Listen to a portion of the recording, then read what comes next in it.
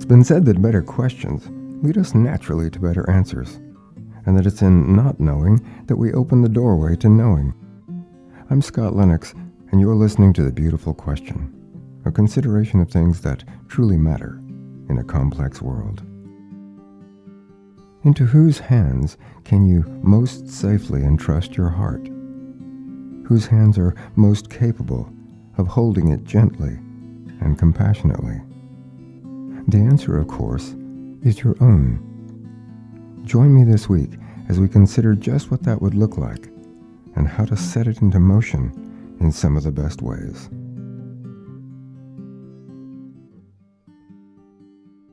I've spoken before about what it means to take charge of our emotions, gently holding our hearts in our own hands. It's a subject that deserves our frequent reconsideration. Today, we'll focus on real ways of being good to ourselves as we continue to engage with others, staying present as we offer care for them. The past week was not without its challenges.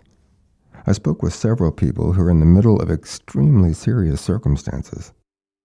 In each case, they face things that are strongly charged with emotions. Some of them are feeling pushed to the very limits of their abilities to cope. To one degree or another, some have shut down mentally and physically and emotionally. And some are choosing to stay vitally and dynamically present, focusing on the right actions to take, if any, one moment at a time. Their challenges are breathtaking, running the gamut from a life-threatening health diagnosis to radical reconstructive surgery, to the death of a child, to sibling loss, to yet another combat deployment, to blinding feelings of anger, to overwhelming fear, to caring for someone who's in the advanced stages of dementia, to extreme exhaustion and burnout, to a highly contentious divorce and custody dispute. In my work and in my personal life, I see it all. Doing my best to stay present, I listened deeply, keeping myself as free of judgment as I could. After all, I'm not here to be a judge, but to be a wise and compassionate witness. Besides, how could I possibly judge someone else or what they tell me when I'm not living their life, and I don't see it or know it from the inside? During each conversation, at some point, I asked the person I was talking with what they were doing to take care of themselves as they moved through these unquestionably dark passages.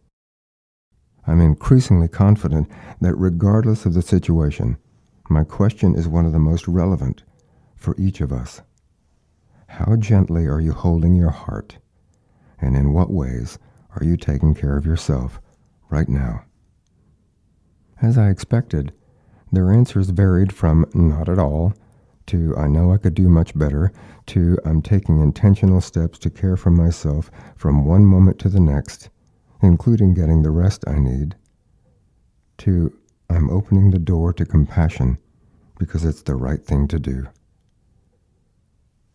You know, whether we're in the middle of an acute crisis or something that is drawn out or simply involved in the ins and outs of daily living, it can become altogether too easy to overlook our own needs as we defer to the needs of others or inadvertently turn a blind eye to our own. Not long ago, I coined the acronym LACES as a way of keeping myself lovingly and mindfully focused as I engage not only with others, but with myself. LACES stands for loving, accepting, compassionate, encouraging, and supportive. Even though I wear boots, it's always a good idea to remind myself to make sure that my laces are in place. The more we keep these ways of caring in the foreground of our thinking and decision-making, the more effective and the more present we become. And as an added bonus, we find ourselves less ensnared or caught up in unnecessary drama.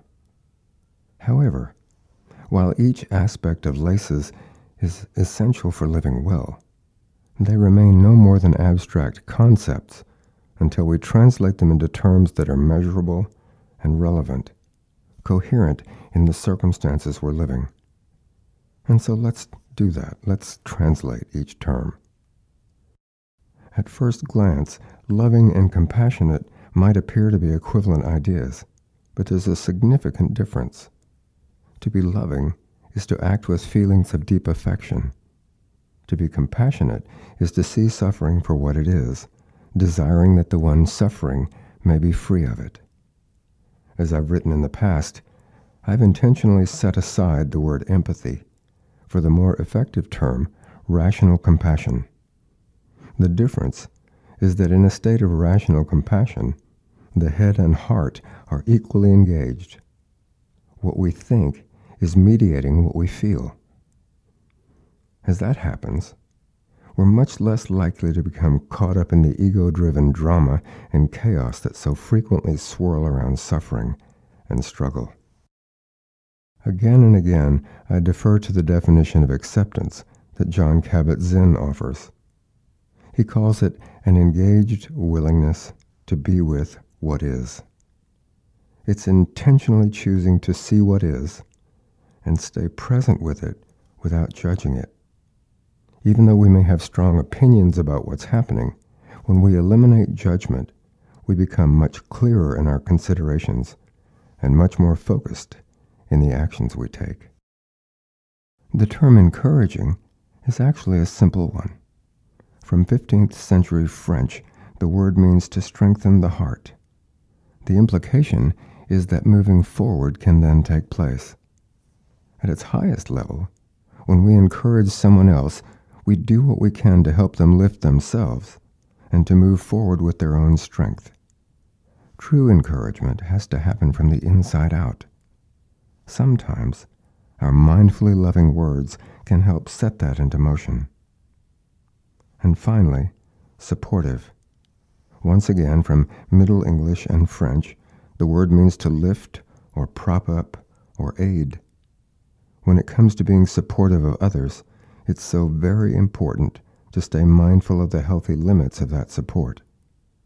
As with the other parts of LACES, being supportive of ourselves or someone else begins with how we think and speak about both person and circumstance. My hope is that this week's beautiful questions will inspire deeper consideration of what these 5 words mean when it comes to self-care and self-honoring, mindfully and gently holding our own hearts so that we can be present with ourselves and then present with others in the healthiest ways. Here are my questions. 1. In what measurable or noticeable ways am I being loving with myself? How am I being loving with myself? 2. What am I doing to weed out self-judgment, removing it as I offer real acceptance of myself and my circumstances? What am I doing to stop judging myself? And what am I doing to offer real acceptance of myself and my circumstances? 3. In what measurable and identifiable ways am I offering compassion to myself today? How am I turning toward myself and saying, "May you not suffer"? 4. When I'm challenged or struggling, what am I doing to be encouraging, urging and inspiring myself to strengthen my heart and keep taking the steps I can to move forward? How am I lifting myself up and encouraging myself to move forward? And 5, what support do I really need in this moment? And what things can I realistically do to lift or to offer aid to myself? How can I lift myself up? And how can I supply myself with what I need? You already know that these are big questions that can offer big results. As you consider them, taking your heart into your own wise and loving hands, I'd enjoy hearing what emerges in your awareness, and then the steps you're taking to set the light of that awareness into motion. As I say each week, my light with your light. Thank you again for listening. I continue to be inspired by our collaboration as we work and play together, building better lives and better possibilities for ourselves, for one another, for the world, and for our beautiful planet home. I look forward to your comments and to your feedback. You can also be inspired by visiting my good friends at Cosmos Journal. That's KOSMOS Journal. Their mission is to inform, inspire, and engage global transformation in harmony with all life. You can easily find them online at cosmosjournal.org. And as always, you can find my free podcasts and guided relaxation audios by searching for The Beautiful Question in Apple Podcasts or SoundCloud or CastBox, or by visiting the podcast page of my website at scottlennox.com. If you find them useful or encouraging, don't hesitate to share them. I'm Scott Lennox, and this has been The Beautiful Question. The Beautiful Question is a One Light production, written, recorded, produced, and funded by Scott Lennox at Heart Rock Studios in Fort Worth, Texas, as a way of paying forward to life, being fully present, becoming better engaged with things that truly matter in a complex world, and committing to a healthier future for all of us.